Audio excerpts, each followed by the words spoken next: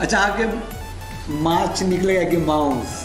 हो एना हम एक ठन बरियाती गेलहुँ तो हमरा पूछलक कि जे दही दिअ कि दूध। हम कहलिए हो दुनू में परस्पर द्वेष तो नहीं छे, हमें तो दुनू लो नहीं तो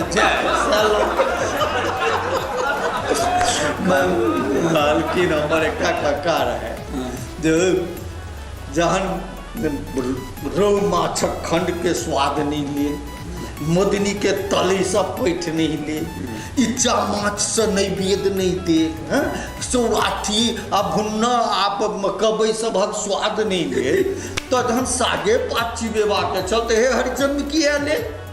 बात सही छे।